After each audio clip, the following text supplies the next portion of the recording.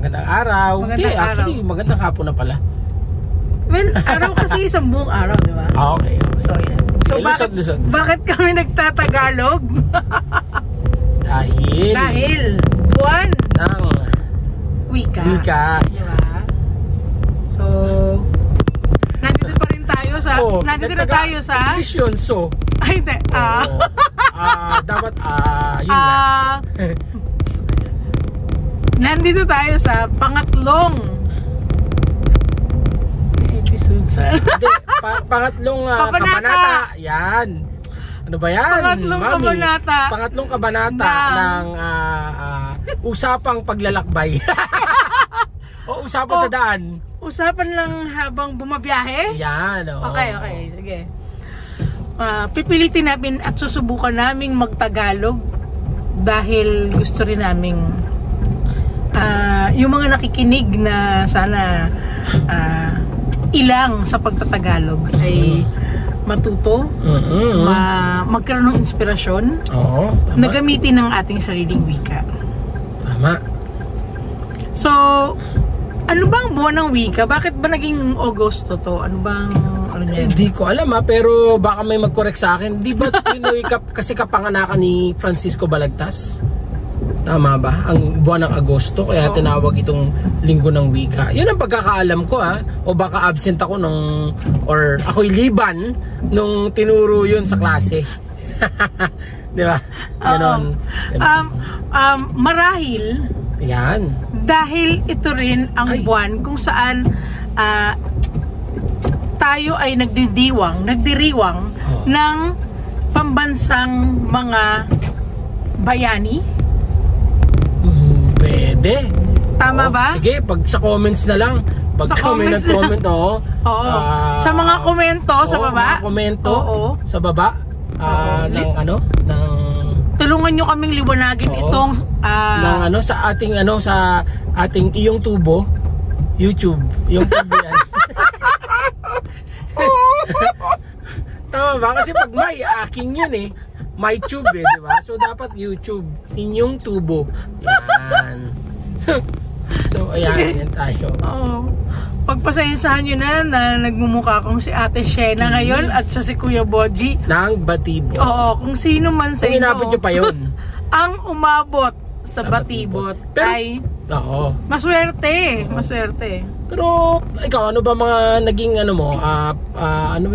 yung mga karanasan yan nung ikaw ay nag-aaral patungkol dito sa linggo ng wika? Nag-aano ba kayo? Nagsasaya ba kayo? Sumasayaw ba kayo ng mga singkil, tinikling, mga ganun sa eskwela? Sa paaralan namin, laging merong pagdiriwang ng buwan ng wika. At naaalala ko na dumating yung panahon na ako'y nasa mataas na paaralan na high school. na pinag hindi yan mababa Hindi mababa. Okay.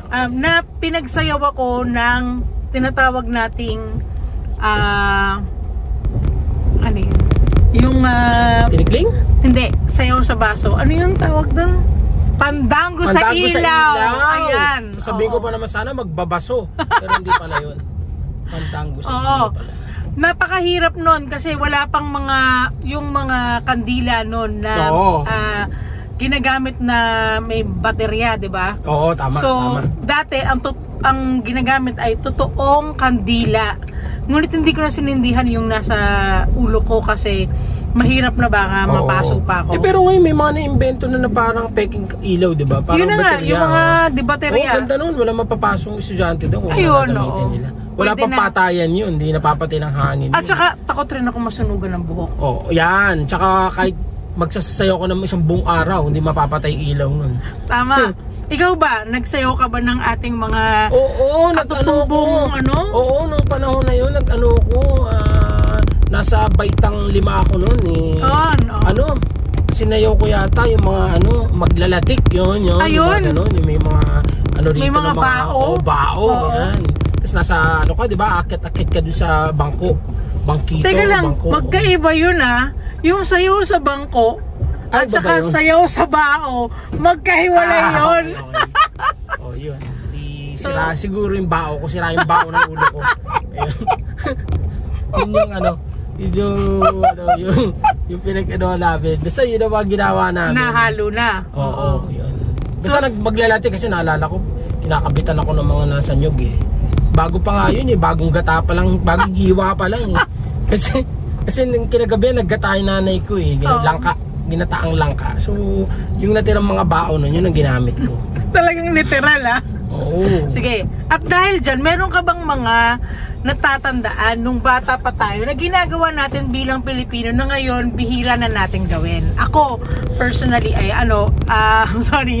ako, ang pinaka gusto ko bilang batang Pilipino noon ay ang naglalaro sa kalye. Ayan, oo. Diba? Alam mo, dahil dyan, no, naalala ko yung kabataan ko din, no, na ibang-iba na ngayon eh, di ba? Meron silang mga tableta, yan. Tableta, hindi yung nilulunok ka? Oo, tableta na ginagamit nila, no, lalo na yung mga kabataan. Tayo na panahon natin, naglalaro lang tayo, patintero, mataya-taya, takbuhan, tumbang preso, shato ba yan? Shato. Patagalan ng salitang shato, di ba? Agawan base. Oo. Yan. Agawan buko. Yan. Hindi ko yun di ba nalaro kayo? Sa piyesta pala yun. Agawan buko, palusebo, yun yung mga... Hindi ko yun nalaro. Okay, tsaka yung mga pabitin, yan. Alam kong nilaro ng mga lalaki noon ay text ba? At saka tansan? Yan, text. Tsaka yung tanching. Yun. Hindi chancing, ha? Tanching. Tawag nila dun, tawag nila dun eh, parang may patuka, tas may mga, may ano tawag dito? Ano sa square yung may parisukat. Tapos nandun yung mga taya nyo. Tapos kung sino ang pinakamagaling na doon, yun nga, ipapalabasin nyo yung mga nandun sa parisukat.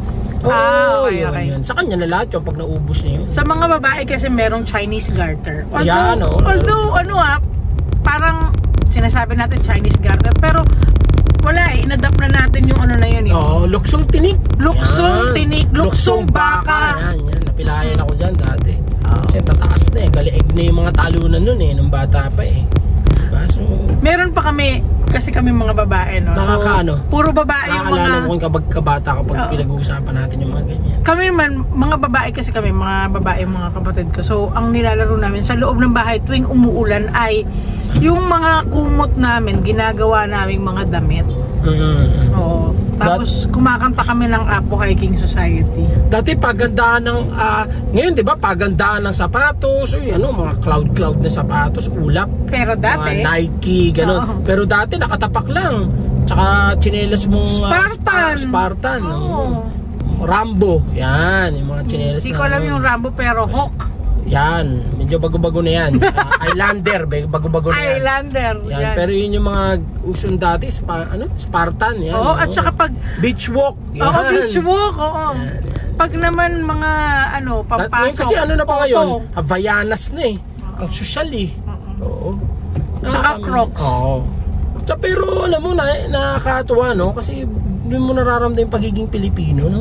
Ramdam-ramdam mo yung mga bayani. Napili ko sila balagtas, mga maglalagay pa kami ng mga, ang tawag doon? Olive branch. Kasi linggo ng wika. Or kahit na dahon lang ng ampalaya. Oo. Basta ganun ang ginagawa namin. Tapos magkakaroon kami ng mga declamation sa Tagalog. Ang tawag doon? Talumpati. Talumpati. Pagalingan yan. Para kang hindi ko alam kung ano ginagawa mo, no? Pero parang ka nagra-rap na mabagal, parang ganun yun. Before ang pagra-rap may talumpati yan, dyan rhyming yan. Ang tawag sa ganyan, rhyming. Tula. Magkatugma yata, Tugma, oo. Tugmaan. Ganda, sarap balikan, no? Pagka ganitong panahon na to. Kaya ako natutuwa ako eh. Kapag nagkakaroon ng mga estudyante ng selebrasyon ng ganyan, no? Oo. Ang pinaka-isa pa sa mga buti naman ito hindi nawawala kahit na nawala na yung karamihan ng mga kabataan natin yun na hindi na masyadong mag-Tagalog. Hindi. Okay, yung mga palaro, di ba? Pero ang hindi nawawala, yung mga kaugalian natin. Katulad ng pagmamano, nagmamano pa naman yung mga anak natin. Tsaka yung kabataan ngayon masyadong maano sa mga Inglesero, no? Dati pagka nag-i-English ka, ano sa'yo nun, parang ang social mo naman, parang kang sa salita, konyo, di ba? Ganun yun eh, in Spanish or sa Espanyang salita, medyo social ka. Ngayon, regular na lang yan, kahit mga bata sa kalye, nakakapag-English, di ba? Well, I think, sa akin naman, pakiramdam ko, nag-a-adjust rin naman tayo sa kung ano yung kailangan ng pagkakataon. Kasi panahon, no? Panahon, oo. Kasi alam mo, hindi naman sa pero sabi ko nga pag nag-i-interview naman sa isang trabaho, 'di ba? English pa rin naman yung tinatanong. So okay lang naman nang matuto ka ng English, pero sana wag natin kakalimutan yung sarili nating lengguwahe o wika. At dahil dyan, ang bilis ng Sabi nga, ko lang, sabi ni Dr. Jose Rizal, di ba, ang hindi marunong magmahal sa sariling wika ay higit pa sa mabaw at malansang isda. Oo, isda. Okay, or bakala ko basura, isda pala. Ayun. Yun, nakakatawa ang ating ngayon.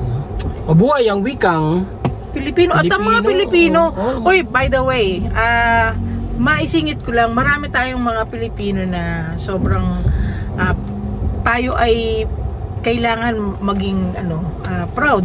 Ano bang proud sa English? Kailangan natin silang ipagmalaki. Yan, at kailangan nating maging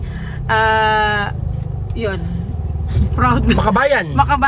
Yan. Dahil katulad nila Lea Salonga. Yan, yung mga magagaling na natin. Yun yung mga pambato natin.